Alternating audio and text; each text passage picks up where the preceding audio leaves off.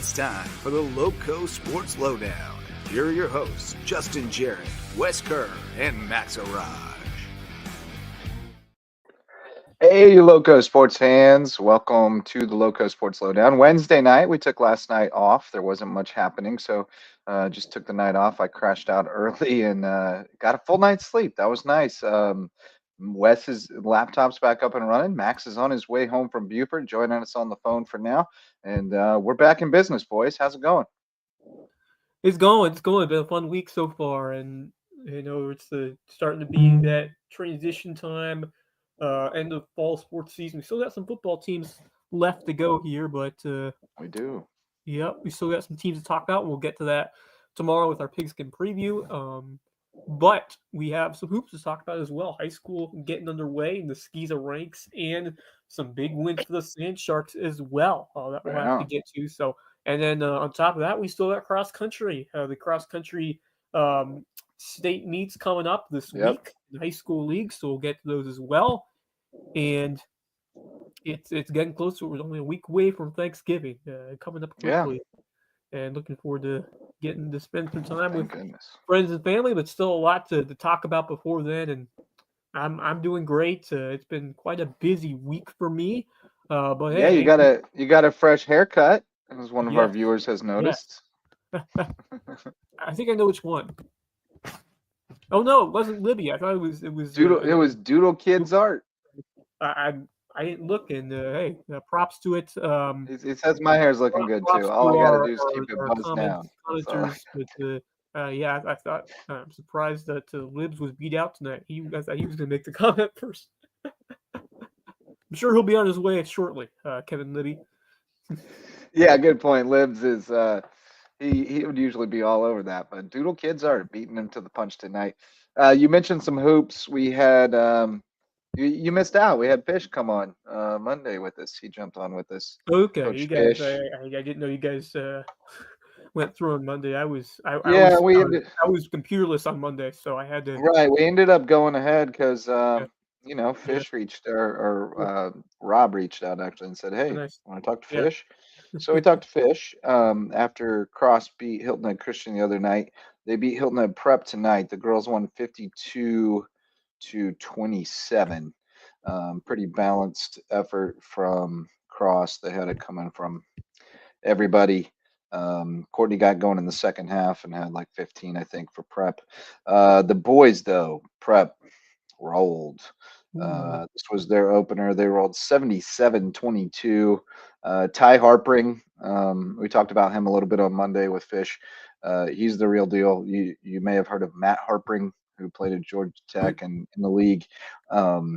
His nephew, I believe, Ty, had 18 tonight with 4 boards, 2 assists, 2 steals. So pretty easy night for him. Colin Campbell had 12, and Luke Eanes had 12. So looks like Prep's going to be real good again, which we expected. They'll be tough. The Harpring kid is apparently legit D1 guy, and then you put him into what they do with the Princeton, and they're going to be very interesting. So that's going to be fun to watch. Hilton Head Christian boys beat Cross on Monday. They lost last night to Coastal Homeschool, so that knocked the shine off a little bit. But they're going to be young. They're going to grow through it. I'm hearing good reports. I think the parents and kids are pleased with the coaching staff and the attitude and the philosophy and the vision and all that stuff. So I think they're going to be in good shape there, but probably take some lumps this year. But yeah, we're into it, man. Basketball season's off and running. Got a scrimmage at the Ville tomorrow night. Beaufort High boys coming over to scrimmage the Hardyville boys. So that'll be fun. But Max, what's going on, man? Oh, what are you doing over there? Just driving home after a late night out in Beaufort. First week on the new job with our good friend Alex Hunt. Outstanding. County Parks and Rec. Working at Burton Wellstrom now, and loving every moment of it. Getting to work with kids, youth sports as well as adult sports as well. So it's been a great first week, and now I'm just looking forward to Friday night football and now that basketball season's underway, looking forward to getting out to a few basketball games, especially in the Ville. I'm excited to see how the Hardyville boys look this coming season. Oh, I am Yeah, too. I mean, this is the first week, obviously, that they've had everybody at practice, so they don't really know what they have yet. But they, I mean, they know who they have, sort of, Yeah. and there's some talent there. We'll see how it goes in year one if they can gel together. But there's definitely some talent there, so we'll see how it's going. And Kevin Libby offers his congratulations to you, Max, for your new role. Thank you. Thanks, Kevin. I appreciate it, man. Kevin Levy, always a great guy to have in the comments on our show. But we really need to get him in for a night just to see how fun it would be to do a show with him. It has happened before. We definitely need to make it happen again. It's good times when the Libs gets in with us, but Yep. he stays busy. I think we're his distraction from all the responsibilities he has in life right now. So, speaking of distractions, I got a little double maction on tonight. Double barrel maction. Ohio, Toledo, Buffalo, Eastern Michigan. Gray turf is weird at Eastern Michigan. I feel like I'm watching a game in black and white, but the players are in color. Yeah, that field is weird. I don't like that Eastern Michigan field, bro. It's disorienting. It is. I like it better than that red one, though. That red one in Washington is awful. Oh yeah, Eastern Washington, dude. Yeah. There's some crazy fields, man. But can't do that. yeah, go Rockets, man. I got a lot of family that went to Toledo, so I will always support the Toledo Rockets no matter what. So go Rockets, baby. Yeah, they brought Gary Pinkel to Mizzou, so can't complain. Pinkel played there. He played at Kent State rather, but he coached at Toledo. But he played at Kent State with Nick Saban. How crazy is that? Really? Yeah. That Kent State. Don James was the coach there. Went on to coach at Washington and have great success. Yeah. And he had a lot of players who went on and became great coaches. Happens like that. But yeah, it's my world. What am I correct about? Kent State? Played at Kent State. Is that what we're talking about? I think wasn't Saban at Toledo at one point? Saban? I don't know. Pinkel was. I don't think I know Pinkel was, but Saban was at Michigan State. I don't know where he was before that. But he might have been. He might have been an assistant at Toledo on James's staff at some point, because that's kind of how a lot of those guys got their start. They would assist under him and then, branch off. But regardless, let's see. What are we talking about? USCB basketball. They had the exhibitions at Voorhees last night. Women got a 1-point win, which they lost to them a year ago. So I went back and looked at that. They lost by like 8. I think they faded late in that game. Apparently the guys' game, I don't think they even finished it. I'm not really sure. I think they might have ended it early. But I could be wrong. I could be wrong. I just saw they called game. They called game or something on and that might have been just a euphemism and not saying that they called the game. Right. But I'm not really sure. But USCB, regardless, put up 109. The guys 109-81.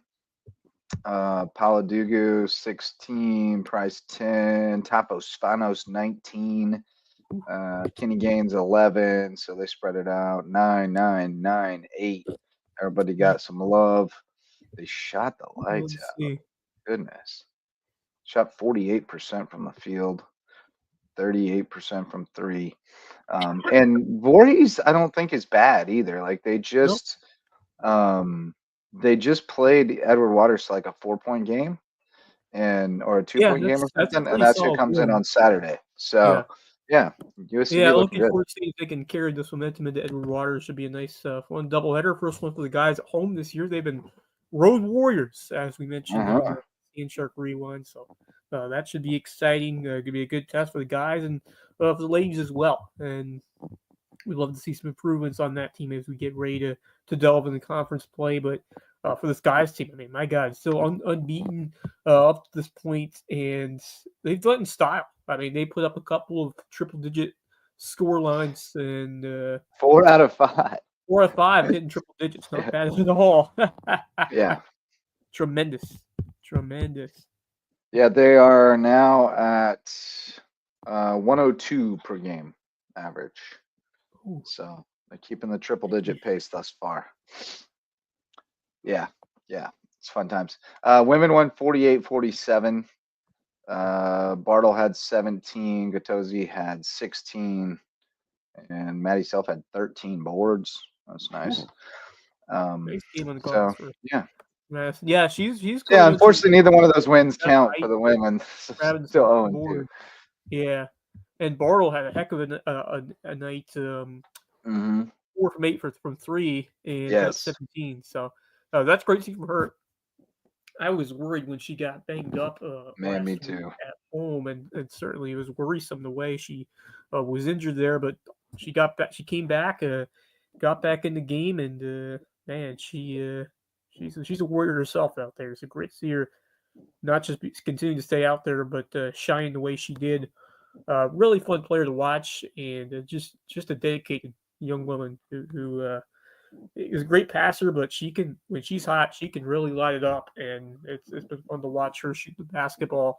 But Gattusi has continued her ways and her good ways in scoring. 16, adding 7 boards every game. She's gotten better, and I just think she's going to continue to improve as an all-around player as we get into the remainder of this year. So she's hitting her groove as you expected to see. Obviously, right away, you expected some improvements, growing pains along the way, but she's starting to show why she's such a highly touted player and someone we were really excited to see. So great to see that from her. And then the guys keep rolling. So many different guys, as you mentioned. Stefanos, a nice week. Paladugu, Kenny Gaines, who had that monster ride a couple games ago, produced again. Price had 10 to put like 4 double figures. So a great balance scoring in this one, and it's just really tough coming again and again to try to stop this team and defend, because they'll make it a track meet if they want to. They're explosive players. They can find, especially when they can hit the open threes. It's a fun team. Love the Ron Fudala style of ball. It's a sight to see, and first time we get to see it at home this season, and I'm so pumped. I'm so pumped for 2 great basketball games to kick off the weekend, and I will be there. JJ will be there. Hopefully, we'll find someone to cover things from Charleston Southern, because we also have a big football game that day. Yeah, we'll figure that out. But we'll have somebody there in some form or fashion. We'll have someone who knows what's going on, who can help us out. We'll figure it out. But yeah, we're tied up. The games What's will that? also be live on. The games will also be live on Skiza TV, probably. So. Right. Great to Yes. see that. Yep. Absolutely. How does Ronnie Ball compare to like a Sevens offense? Shoot it, Will. 7-second offense. I mean, yeah, yes, they do shoot a lot. Almost at will. There's a lot of green lights. They do play a lot of 5 out and like the West Liberty style. And they'll throw it up and go get it. They throw a lot of lobs. They run a lot of back cuts. They run a lot of secondary break, get out in transition and run the secondary break. And they love to pressure the ball and create turnovers and runouts. So, they give up some cheap baskets because they pressure the ball so hard, but they steal a lot of cheap baskets too. Quick opportunities. Yeah. And sometimes that's the downside of playing this style of offense, is you give up easy bucket tradition, but you'll take that when you keep scoring the rate that they do. So fun style to watch, and it's definitely been enhanced with the guys that they've added. And even with some of the players that they lost from last year, I think you're making up more than you lost. I mean, you can argue that at this point with some of the guys that have showed out and the returners that have improved as well. And I'm thinking this team is going to pick up a lot more wins in conference play. I think they lost couple in close fashion they could have won. I feel like they'll definitely have some that turn in their favor this year as we get closer, including a conference game coming up in December, if I remember correctly. Yeah, they go to Augusta on like Yeah. the 18th or something. The women don't play them until later in January, but the guys Interesting. play them early. Do they have a quick big? Yeah, so they lost a quick big in Marcus Overstreet, who transferred to Mercer, where he's getting some run. But they picked up another one, 6'11" Pat Eriel, who is out of AC Flora, was recruited by the Gamecocks, Yep. took some time away from the game, went to the JUCO route, and then ended up at Upstate last year and is now here. He's been injured, but he finally got on the floor yesterday, got 6 minutes, 2 points, 2 boards. So good to see him Yeah, getting good to back see out him get there. adjusted. Good to see him get They adjusted. say he can run the floor pretty well, so Yeah. I'm eager to see Yeah, him. that was the addition that really made me excited alongside the guy they got from Florida Atlantic. Yeah, Alejandro Relat. Yeah. So, yeah, that's nice experience when you get someone that played in the Final Four, which I believe he did. They played 15 guys yesterday. Wow. Goodness. Patio furniture. Yeah, they got the hockey lines going. They got a bunch Libby of has nicknamed him Patio Furniture. yeah. Love it. I love it. But yeah, they played 15 guys yesterday. 1, 2, 3, 4. Yeah. And 9 of them got double-digit minutes. That's crazy. 10 of them. 10 of them got double-digit minutes. No, 9 of them. Yeah, 9. So that's wild. Yeah, they're gonna come at you in waves, and it should be good on Saturday. The women have a pretty tough test, I think, against Edward Waters. I think their women are pretty tough, and actually the guys will be a solid test as well. I think they'll pass it, but it should be a solid one. So yeah, come see it, Kevin Libs. It's a great time to come to the Cove on Saturday because they are doing $5 tickets for Beaufort and Jasper County residents. You can use code LOCAL843 when you go on USCB Athletics to get your tickets. And kids 12 and under are free on Saturday. So come on down to the Cove, pack the house. It's Thanksgiving break. Students are leaving, so they want to make sure they have a good crowd. Yeah, gotta get that student section in with the normal allotment back home on Thanksgiving. So come on out. It should be fun Saturday at the Cove. We've got our all-star sponsor of LowcoSports, presenting sponsor of the LowcoSports Lowdown is Mickelson Law Firm. Great law firm right in downtown Bluffton. They can help you with all your legal needs. They're the presenting sponsor of our Hilton Head Christian Academy coverage and the official real estate closing attorney of LowcoSports. But they can help you with all your legal needs. They've been with us since the beginning, really support local sports and LowcoSports, and we appreciate that. So show them some love, Mickelson Law Firm.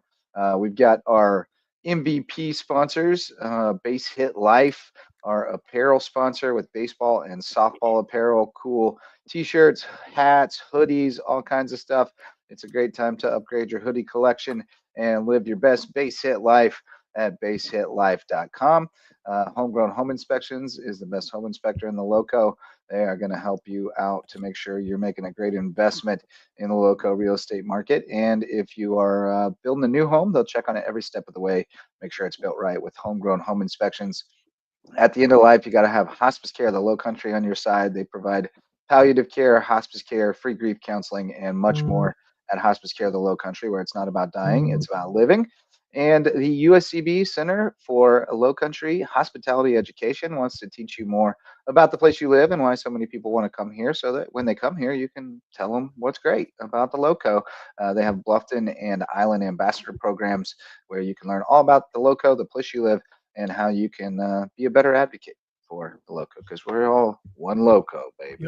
One Lowco. One Lowco. That's USCB Center for Low Country Hospitality Education. What you want to talk about, boys? What you want to get into?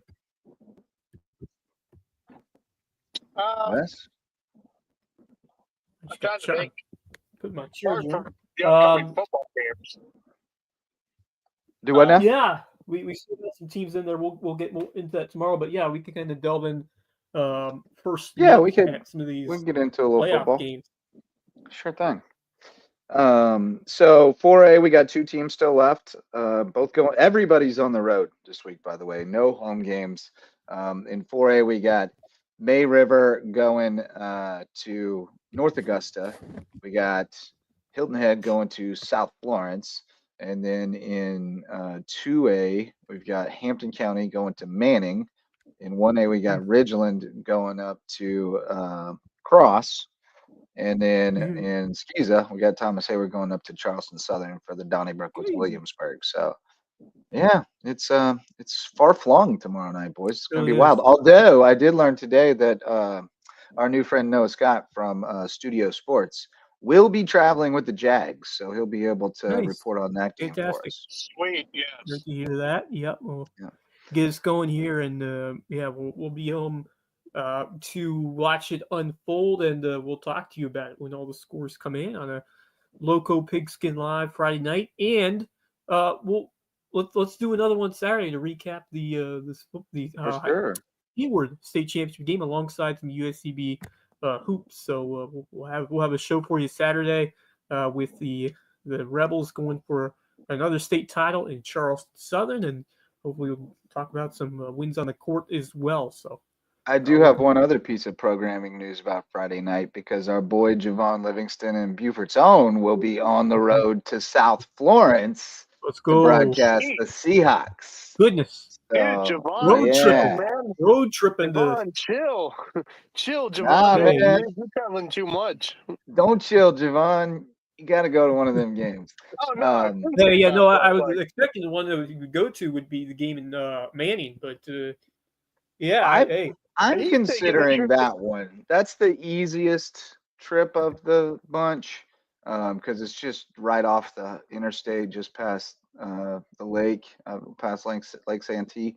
That's the easiest drive of the bunch. So I was thinking maybe about, that's what he's doing. He's got Hilton at South Florence. So I'm thinking about maybe making that trip. We'll see how I feel by the time Friday gets here, but because I pretty much have to bail not long after school gets out, get up there. But so may have to. I don't know. We'll see. I may not feel up to it by the time Friday afternoon rolls around, but I'm thinking about it. So if I was going to go, that's where I'd go, because that's the easiest trip.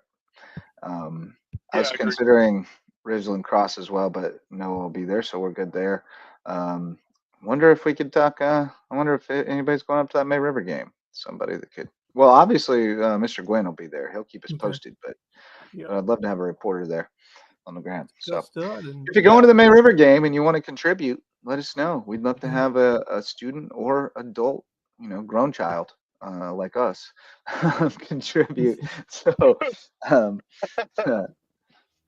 but yeah, that's future JJ if he'll make it.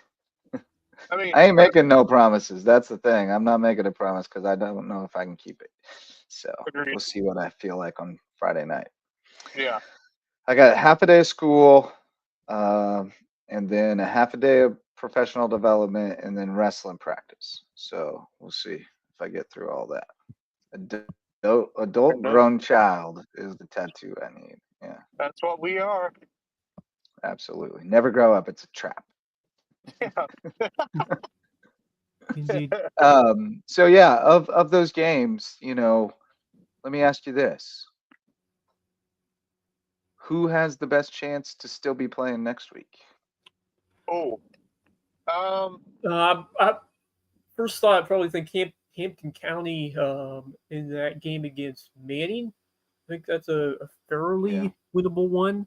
I think the 4 teams are going to be an uphill battle. Although Hilton, I wouldn't put it out of the realm of possibility. I was gonna say Hilton Head, because I like Hilton Head's chances against South I Florence. do too. But that's that South Florence team has that's just a hard place to play in the playoffs to go over there. But I will say Hilton Head they need their defense to show up on the road in that game, because if they do, I think they can find a way to hang around. And if they hang around in a game like this, they'll give themselves a decent chance. But this South Florence team is one of the better squad. I mean, obviously not the Lower Sellers South Florence Bruins that we've covered before, but I mean, they still have some pretty solid wins over the year. They beat Fort Dorchester, beat West Florence. Those are nothing to snooze about. Those are some really good teams. Their only loss to Hartsville, Northwestern, Thurville, all like big time 5A or 4A schools, and so that's a solid football team. That's a very, very good football team. So I'd have to agree with. I think I gotta agree with Wes on the Hampton County game. I think Hampton's got a good chance of beating Manning. Manning's a very good team, obviously, but I like where Hampton's sitting in this tournament. But we know that they've had some some issues, some mistakes that have been made throughout games this season. But I think from what I've seen when they beat Woodland, and that was a really good Woodland team this season. They knocked off some opponents in our LowcoSports area this season and with authority. So it's a good win, a good 3-touchdown win for Hampton County, and I think they're back in the right spot, back where they need to be. And I think going into that Manning game, I like their chances. But again, they're on the road. They're at Manning. Manning's not an easy place to play. no. So we'll see what happens there. But don't forget May River, man. May River has a chance to give North Augusta a run for their money on Friday night. I like May River's chances too. I do think too. River, just the draw was a little better for them. Yeah, even I think Northwest is a little more beatable than South Florence being at where they are at 4. That's a tough draw for the Seahawks. It really is. Yeah, agreed. Because it's not an easy place to play. South Florence, as I mentioned, you have the resume that you saw this year, and it's going to be far from a cakewalk for Hilton Head and really for May River as well. But I think that North Augusta is maybe a team that you can sleep or you can sneak up on in a sense. Mm-hmm. So I'm a little more bullish. Maybe it's kind of even split for me. I think Hill is a better team. May River, right? Like so I think it's kind of. I agree with you. Probabilities, they're very low probabilities, but I'll say that stranger things has happened in a 1-game sample size in the playoffs. So wouldn't count out any of those teams from having a chance to pull off the upset on the road. I do think Hampton County presents the most likely chance. And if you look at the Max Preps rankings, Hampton County is actually ranked ahead of Manning 5 spots. They're ranked 6th, and Manning is 11th. Same where I'm looking. So I think that would indicate that they've got a real shot like there. 50-50 coin flip kind of game, in my opinion. Mm-hmm. I think so. And I think actually Ridgeland at Cross is interesting too. I mean, Cross is a really solid team, but they're not unbeatable. And Ridgeland did not play their best last week, but they found a way to get it done at the end.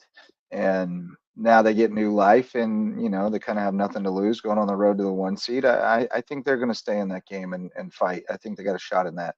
So I think it's about as equally likely that we lose everybody as it is that everybody wins. And I don't think either one of those things will actually happen. But I think both are actually within the realm of possibility. I think May River really got fortunate with the draw because North Augusta is probably not really a 1 seed. They're probably really a 2 seed if Gray, if it all played out. Right. Yeah. I mean, I know, but they're really a number 2 seed, and they're in a 1 seed slot. South Florence, I think, is a better team than North Augusta. That's just I do too. And that's why I think that even though I think Hilton Head is the best team in the area, I think the matchups are tough for them. So I think May River is probably slightly more likely to win than Hilton Head, but I think they both have a real shot. Yeah, it's both are kind of slim, but I will say that Hilton Head, I wouldn't be surprised. I wouldn't be surprised by the way this team is playing, the hard that they've shown. Obviously, the defense is going to have to bring it, and you're going to have some explosive plays, or at least finding ways to take care of the football and minimize the number of possessions. That's how you win a game. Yeah, they can't give up the big plays. For Hilton Head in particular, South Florence can be pretty electric on offense. They can't give up the big plays. They need to stay in the game, just trade punches with them as much as they can, milk the clock when they have it. But I mean, that's their MO. Yeah, I And mean, May it's River's really obviously it the all same boils deal. down to the start for Hilton Head. I mean, if you Yeah, hit an early lead, you get a chance. If you go down, and maybe even more so May nothing, River, although they played from behind last week, which Yeah. was yeah, for impressive. Hilton Head, I mean, you got to start early because if you go down multiple scores, it's over. You have Yeah, you're in to start trouble. strong. Yeah, I think Hampton has the best shot of the bunch, but I'd say Hampton's like 55%. I'd say May River's maybe like Yeah, 40, and then yeah, Ridgeland and Hilton Head are yeah. like 35, something like Right. that. I do like in Ken Palm where you give the bump to the home team, so it's maybe a little under 50% for Yeah, Hampton County, but it's yeah, tight. Close. maybe. Yeah, maybe 50-50. That one's off the board. That Yeah, one's off the board. yeah. Can't bet on It's that pick one. 'em. It's a pick 'em. Yeah. Yeah, I think so. So I think that's some good matchups. And then we got the rematch with Thomas Hayward, Williamsburg, and I've said it before, but anytime two evenly matched teams play a second time, I'm taking the one that lost the first one. And I think Hayward is going to be hungry and come out with some serious juice and flying around the field. And I think Hayward might kind of run away in this one, actually. Not that Williamsburg's a bad team. I just think Hayward's going to be on another level Saturday. I think they win by like 21, but we'll save that for tomorrow night. But yeah, so here's another.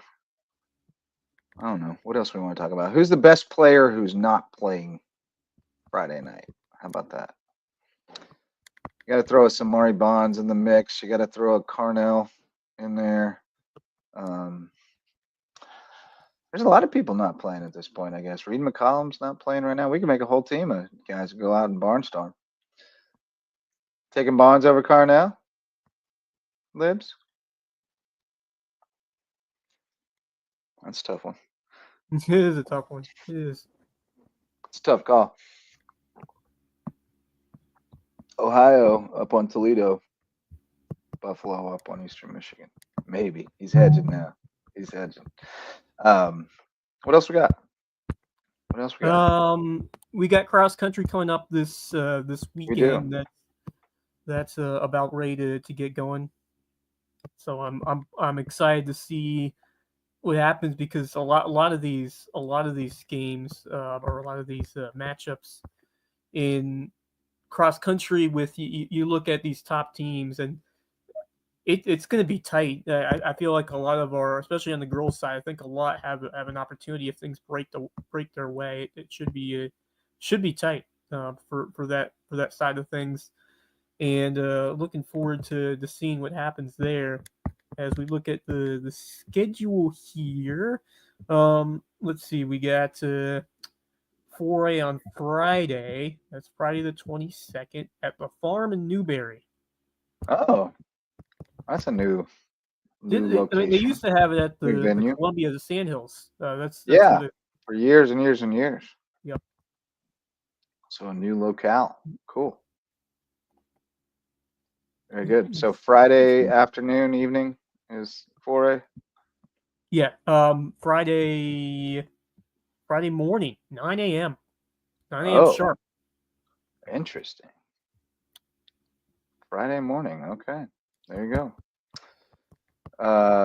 What are the other when's the others? Let's see, we got 1A at 1A's at 1 p.m., 2A's at 11, and then 3A is Thursday at 1 o'clock. Really?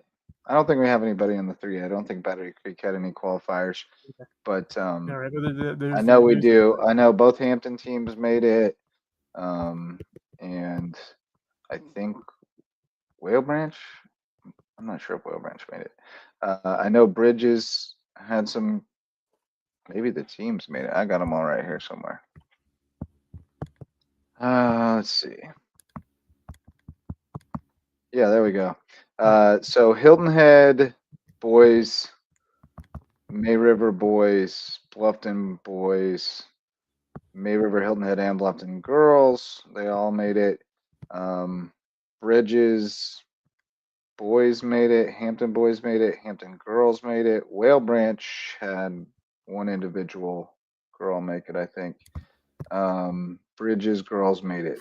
So that's who we got. That's who we got. Hilton Head boys, May River boys, and Bluffton girls all won their races. So I think they all have a shot to contend. May River girls a little behind that, and Hilton Head girls, but Yep. Bluffton girls will lead the pack. May River and Hilton Head boys are neck and neck. They're both going to be right there. So Yeah. we'll see how By that the shakes way, I out. ran into the Bluffton girls team at the dinner tonight. Just Mm. happened to be there when they were enjoying. Where were you eating? We were eating good. We were eating good. Yeah. Over Eating good in the neighborhood? Olive Garden? Bluffton's got a ton of good places to eat. Where were you eating though? And Can't think of it. No yeah, I know. I didn't know if it was if I wanted to disclose where it was or not, but yeah, I just want to know what you had to eat. yeah. No, I got some chicken, but Got they some were chicken. having some carbs, some spaghetti. Yeah. Okay. All right. Olive Garden? Not Eating Olive good in the Garden. neighborhood? Oh. No, Olive Garden. There is an Olive Garden Bluffton, but that's not where we were. There is. All right. Yeah. Gotcha. But yeah, it was good. It's good stuff. But hopefully that will power the Bobcats to a nice finish at the state championship meet. And yeah, I think the Sharks are right there as well. It's like I said, so tight between some of those squads, and really, I say this all the time. It all comes down to those third, fourth, and fifth runners, because that's when it makes all the difference. Is getting beating some of those runners at the very end makes such a huge difference when you get to the final tallies. And I expect it to be tight once again over there, and should be competitive. Hagen lets us know Saturday morning wrestling. They're coming to Bridges Prep. The Canes will be at Bridges Prep. The handful of Canes that have already matriculated out to the mat, they'll be over there.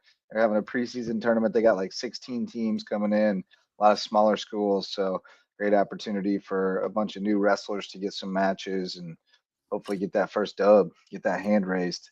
But I'm going to try to pop over there for a little bit before the USCB games, because I got to see some of my boys wrestle, especially Kevin with the red shoes. He doesn't have red wrestling shoes, sadly, but he has dope wrestling shoes. Oh yeah, they're Dan Gables. They're really Yeah. nice.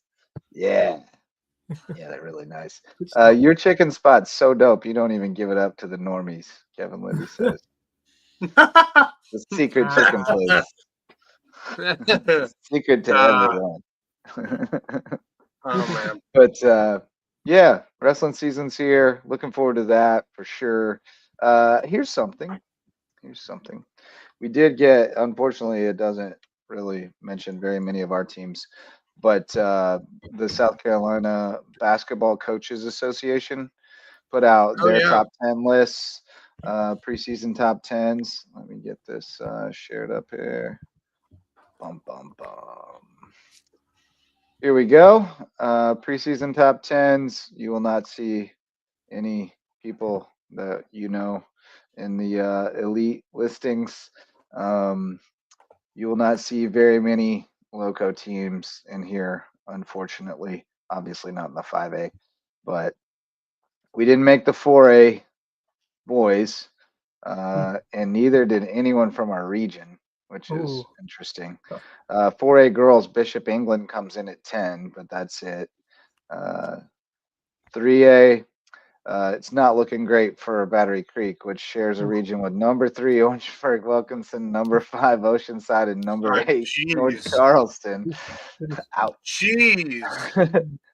And then the girls, it's a little better, but still pretty tough with OW and Oceanside both in the top 10. Yeah, that's tough draw. Good luck, BC. My Here's goodness. where we're represented. Bridges Prep, ranked 5th in the 2A boys. They have Amarion Wilson, of course, back for his senior year. Indeed. They did lose a decent amount off last year's team, especially in the backcourt, but they've still got some guys back. And I think PJ Capers might be there. I'm not positive. Who was pretty good at Ridgeland last year. I heard he was somewhere else, maybe Bridges. So I'm looking forward to seeing where he landed. But they've got some. I think did Tayshawn graduate or he's back too, right? They've got some juice. They've had some juice, and Yeah. they haven't made that deep playoff run yet, but they've been solid, and I think they're going to be somebody to watch this year. So I'm glad to see that they're in the top 10. We did not have a 2A girls team in the top 10. We in the 1A, nope. Hardyville and Ridgeland shut out as well. So here's Okay. something of note, though. Joshua Goodman, formerly of Hampton County, now at Denmark Olar. Ooh, So, yeah. yeah, Denmark Olar 1A team, I believe. Yeah, they're in they're not Ridgeland and Hardyville's region. Yeah, yep. So they'll be playing Hardyville and Ridgeland, but not Hampton County. So just wanted to point out that. But yeah, kind of up in the air basketball. This year, it's looking like there's still a lot of questions to be answered in terms of some of our teams, especially in 4A. I'm excited to see Bluffton this year. The guys, I thought they took a step forward, obviously. And with was Aaron about and to say girls that. without Decoy. They're going to be fun. It's weird to not see Decoy Hayward that gym. I'll tell you that. Yeah. We've been covering her forever, so it's going to be very very different over there. A bunch of those girls, Linda Young on Hilton Head, Decoy Hayward, a lot of those girls who we've watched for a number of Devin years. Yard, Tamaya Tamaya Hutchinson, and, Morgan Scott. Yeah, there's a bunch of. Yeah, we sent a bunch off into the world this year. I'll tell you what, it opened the door for a lot of new blood to come in there and shine. So probably know a lot more new faces on that side of things. But going back to those Bluffton boys, I'm excited to see Parnell back out there, and they had a good nucleus over there last year. So I'm excited. And now they got Harry running the point. That's right, Harry Skinner. They do. Indeed. So that'll be interesting to see how he works in with things. Yeah, I'm excited.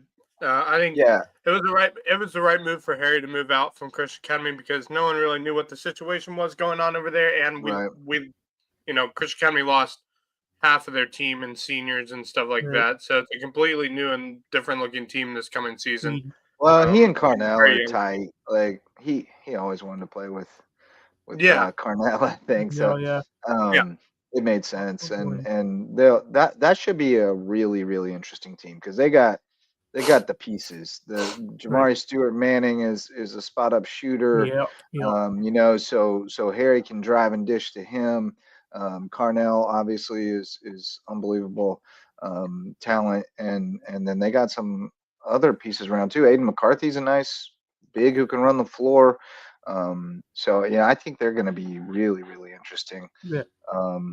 And then I think Bay River is interesting too. Bay River is interesting. They're going to look different. I mean, not physically. Gage Duncan had a nice year last season. Gage Duncan, Tanner Macy. You got a senior backcourt that's really experienced, played a lot together. They got Andrew Johnson, who's a nice energy guy.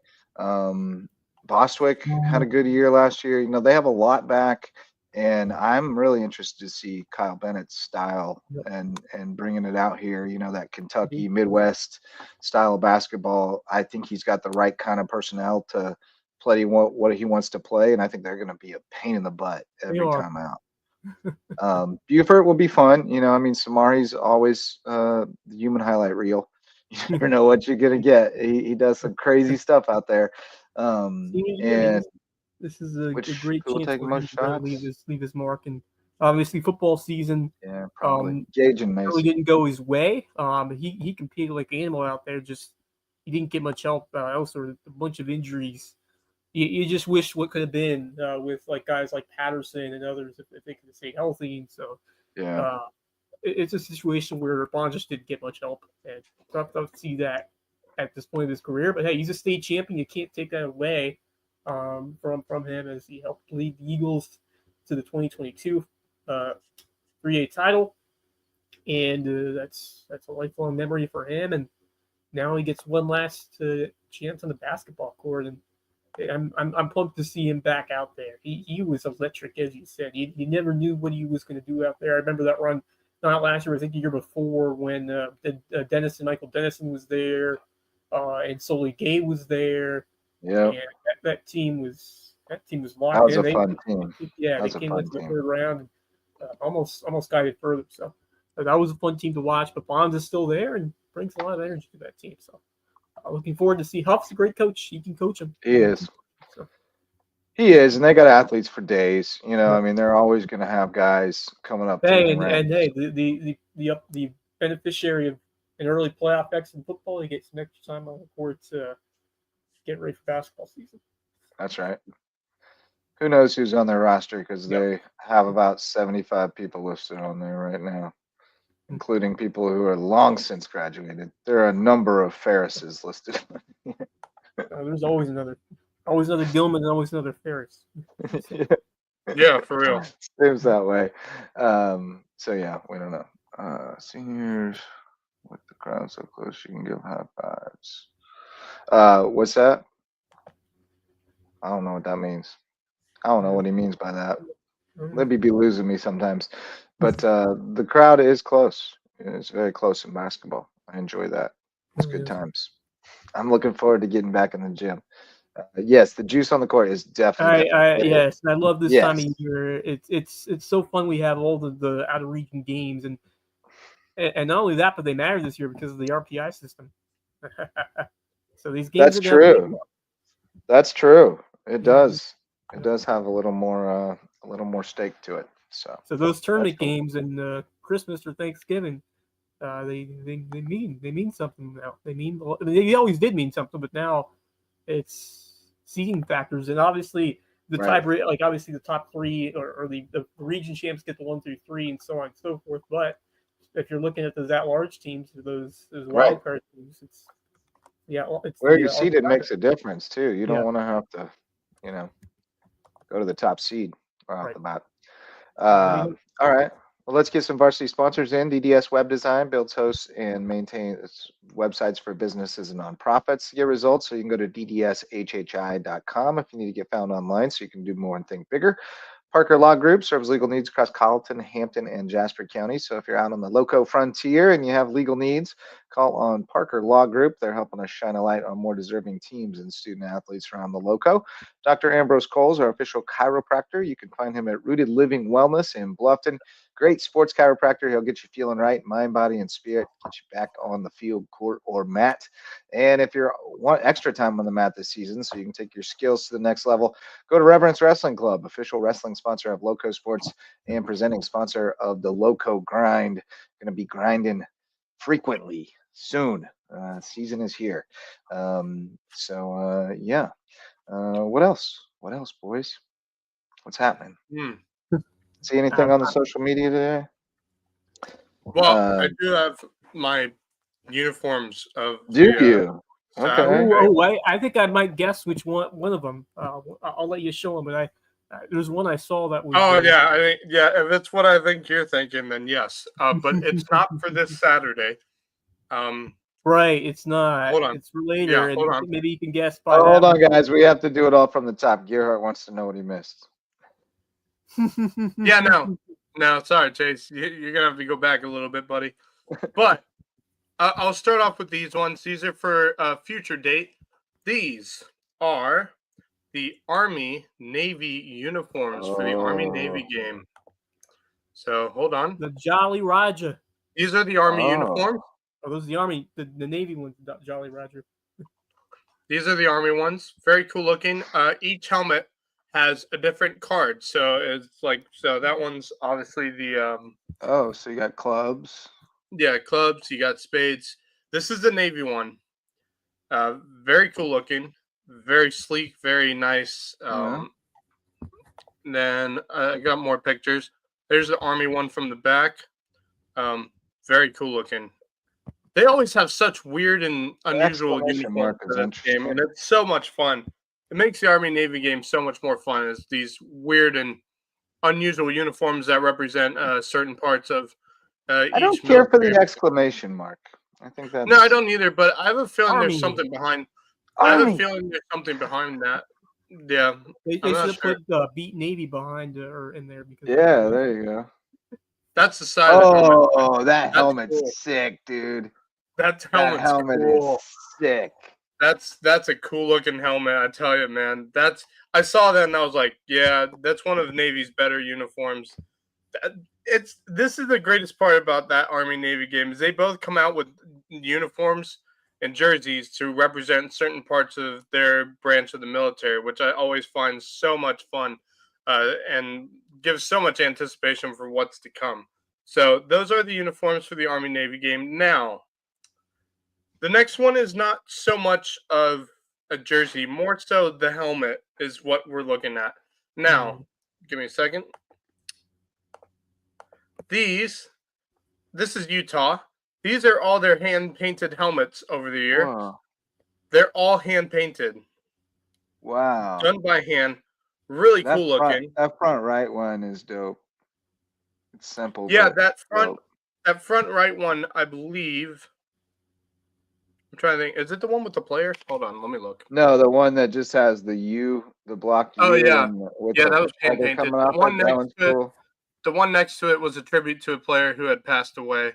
That's cool. Really cool. Every helmet had that. I thought that was really cool. The wings towards the back, very cool. Now, this is their helmet for this year. Oh. Look at that. That's sick. They will be wearing that on Saturday. Very cool. And they'll be wearing it with their all black jerseys. So, very cool looking helmet. I love that sleek, almost Pacific Islander kind of vibe with the patterns and everything like that. Very cool.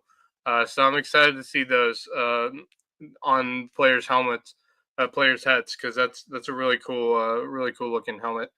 My final one is a jersey. Bit of an old school look with Houston. This is what they're going to be wearing on Saturday. Houston Oilers. The retro Oilers. Now, there's been a lot of controversy about that. I don't know what the reasoning for it was, but like if you remember with the Houston Texans, they wanted to wear the Oilers, but weren't allowed to because Tennessee owned the title. The Oilers for whatever reason, I don't know. And so when they started wearing these, there was a bunch of controversy and whatnot. I still like them. I think Houston deserves to wear them. Sick. Yeah, I love those. I absolutely love those. Those are very cool. Let's see if I got any more pictures. Yeah, there's the jersey up close. There's the helmet. Very cool looking helmet. So yeah, those are my uniforms for this week, and the Army-Navy uniforms, which will be worn at the, of course, Army-Navy game. Yes, which could mean a lot. Kevin, man, he just posted this. Yes, let's go. Missionary throwback jerseys for all of our high school teams. Yeah, for real. I couldn't agree jerseys. with you more, Kevin. I couldn't agree with you more. But yeah, those are my uniforms of the week. Cool. Yeah, I got a couple of parting thoughts, and speaking of high school football, they're very related to that. The first one is unpopular, but the Clemson South Carolina game will be a noon kickoff in Death Valley, and I'm sure always a lot of fans are. No, that is so wrong in so many ways. Do not ever change the time for that game. But it probably benefits Clemson to play it early so that they're not depressed that they got knocked out of the ACC championship.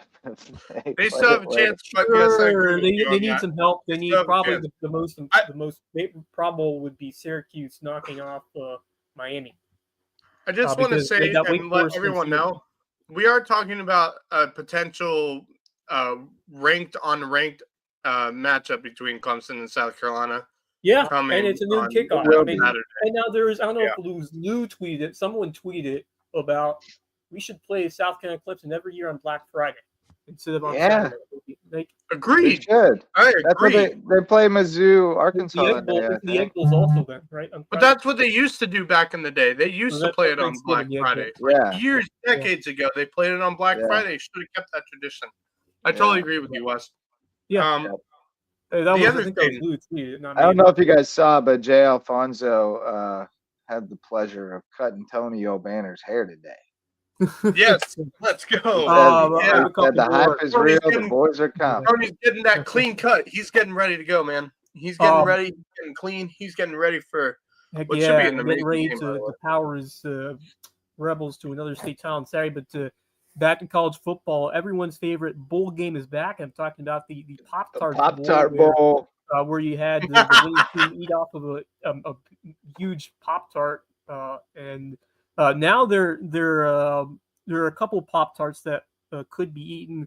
3 different flavors. There's wild berry hot fudge sundae and then a mystery flavor, and only one of them will be eaten at the end of the game. So I believe it's either the captain or the MVP. Where's the Pop-Tarts bowl being played at? Inside a toaster. Yeah, probably. Probably it's going to be warm somewhere for that game. Arizona. No, I'm joking. It should be in Arizona because there's going to be 3 different edible mascots. Yeah, the edible mascot from last year. It was. I mean, great marketing publicity. It was insane. It was blowing up everywhere. But yeah, it's in Orlando. It's in Orlando on December 28th, 3:30 p.m. So it will be a nice. It will be a toaster. It'll be a nice humid toaster outside. Right. So that mascot will get real warm real quick. Oh yeah. Get a piece of that warm. No doubt. Mascot. Yeah, that sounds weird. I no, and how they did. I mean, it was just wild. Like they had the mascot in the poster, and then they had like an actual food come out. It was crazy, But hey, they made themselves known, and I'm sure there'll be eyes tuned on that just for that reason, even beyond just a football game. But bowl games. There's crazy names for everything now. The Pop-Tart Bowl has certainly been one of the more viral ones.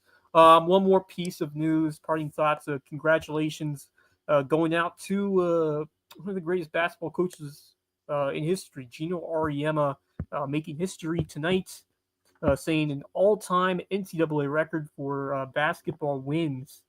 The women's coach at UConn, and he has now 1,217 victories, is the most men's or women's for any of the NCAA divisions. So love him or hate him, he is the all-time basketball record holder for the most wins, the winningest coach in NCAA history.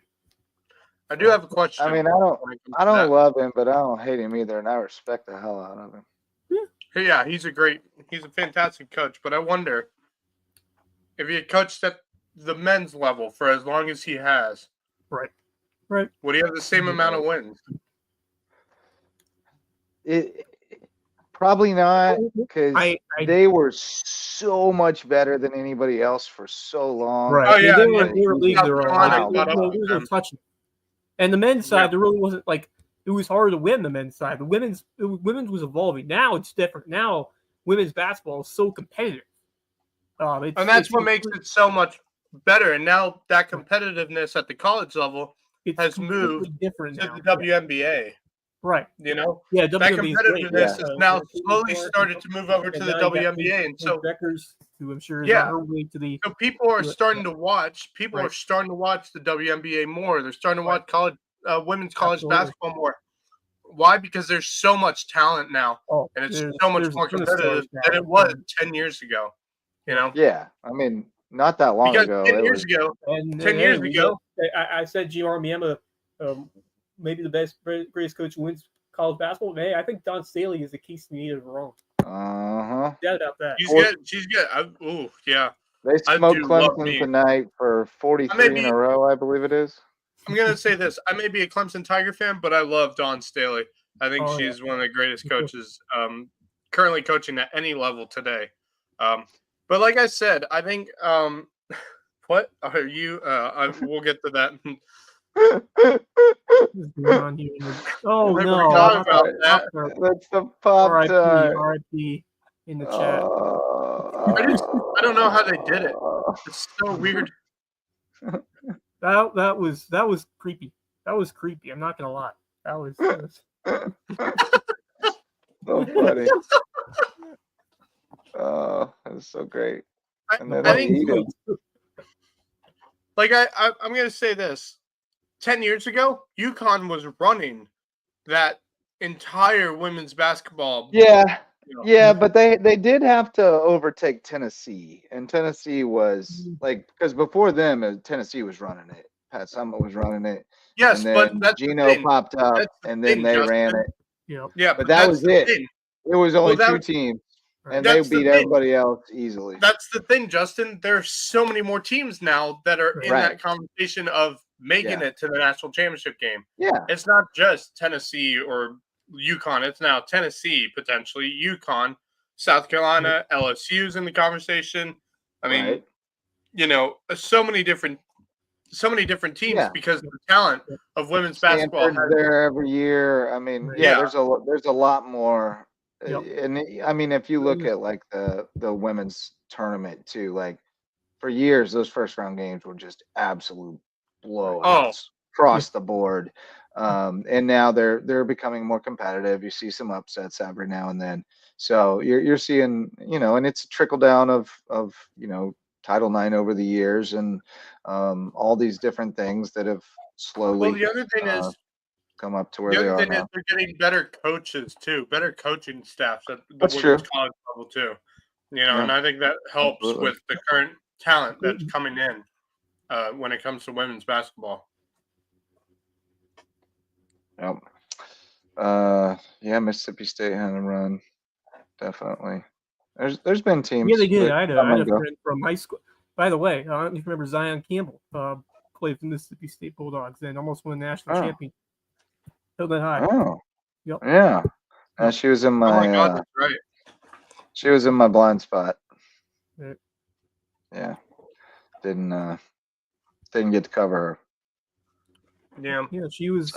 Sorry, I missed that. Player, but I'll tell you what, she was never best at the high school level, but man, she kind of turned it on when she got the opportunity at Mississippi State and had a big role for them as they had some nice seasons there and got to the national championship game before. Who did they lose to? I don't.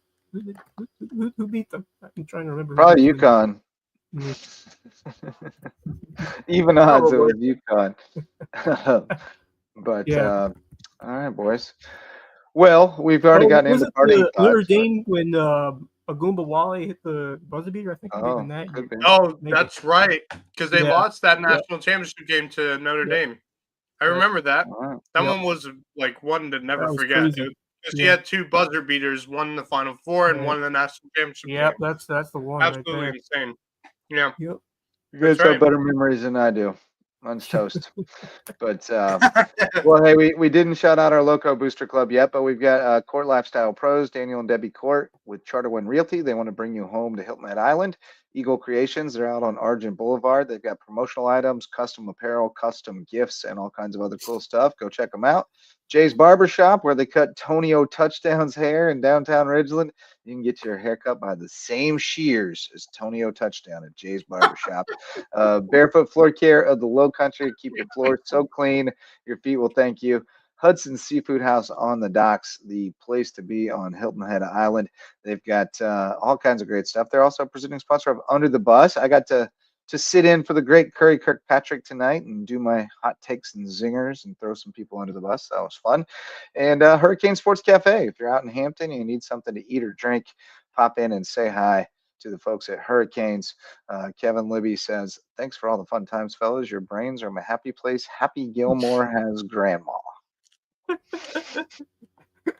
Happy Gilmore 2 is coming out soon, right? Is it really? I think his happy place is a little more broader than ours is. Good Lord. I think Happy Gilmore 2 is in fact coming out soon. If I'm not mistaken. I think I may have seen that in passing once. Yeah, they're having a casting call for Happy Gilmore 2. Adam Sandler going to reprise his role as Happy Gilmore, I guess. Yep. Oh, and it's going to be on Netflix. Oh. So it's not. I guess it's not going to theaters. So yeah. Interesting. The price is wrong, bitch. Well, this is now already.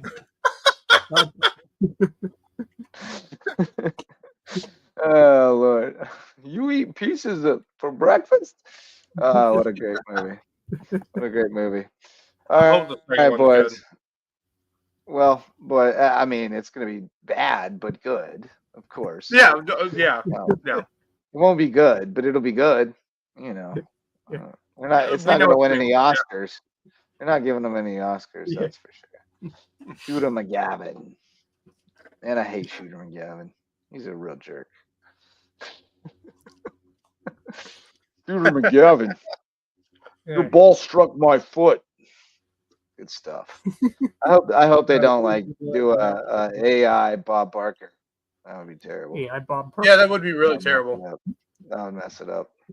But all right, boys. Well, any other parting thoughts before we let the people be alone for the night?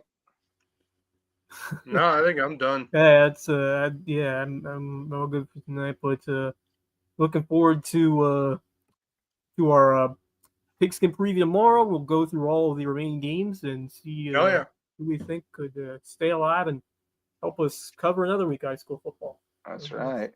Dreams really do come true. Oh, goodness, here we go. That's the creepiest part is that the sign says dreams really do come true. Super creepy. Yeah, that's the thing. That's your dream? Come on, man. You must have better ones. Dream is turned into an edible Pop-Tart. That poor dude. Fair.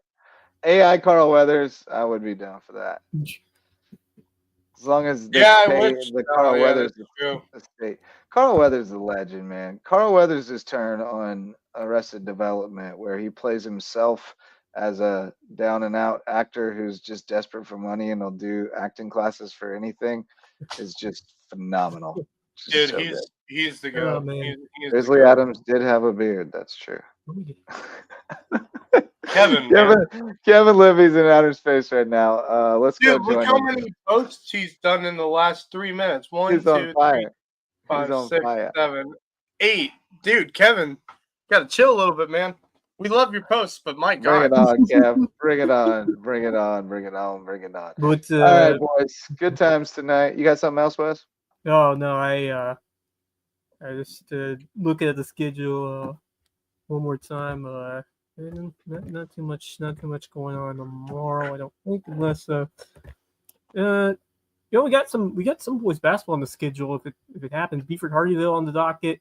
Really that's a scrimmage, but it's so all right. And then cross schools, that's me at classical. So not much going on Thursday, but of course getting ready for the big sleigh on Friday, plus some cross country championships and spills over to Saturday as well. So keep it locked here on.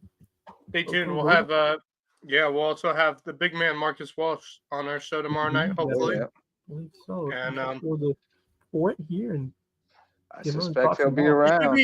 It should be a good Friday and Saturday of football. I have high hopes for this coming weekend. Hopefully, those high hopes don't. I mean, I feel like an upset. I feel like we're gonna get an upset. I feel like we're gonna talk about football next week. I think somebody's gonna get it done. Look, May River, maybe a couple.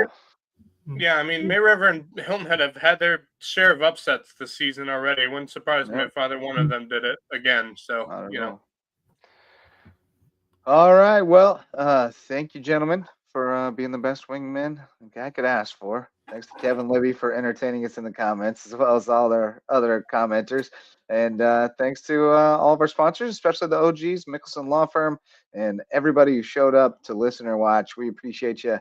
It's always a good time hanging out on the LowcoSports, the Lowco Media Network. And we'll be back tomorrow night. What is Marcus Walsh's music? I don't know. Maybe John Cena theme? Da, da, da, da. Can't see me. You can't see me. The time is now. That's a good one. I love that song. He was spotted, though, in Savannah the other day. Leopold's Ice Cream. Yeah. Yeah. Really? All righty, Marcus. There you go. John Cena was spotted in Savannah at Leopold's Ice Cream. Someone actually saw him? Wow. Yeah, he was in. Yeah. The Savannah Morning News had a story about it. Really? Yeah. I don't know what he was doing in town, but he went to Leopold's, as one does. So, all right, boys. Well, let's call it a night. We'll see y'all tomorrow night. Loco Pigskin preview. And for Max Araj and Wes Kerr, I'm Justin Jarrett. Till then, go Loco. The LowcoSports Lowdown podcast is a production of Lowco Media LLC and LowcoSports.com, an independent media outlet providing grassroots local sports coverage in the South Carolina Lowcountry. We are sustained by community support from sponsors and patrons like you. Get in the game with a monthly pledge of $1 or more at patreon.com/LowcoSports to keep us going and growing. Go Loco!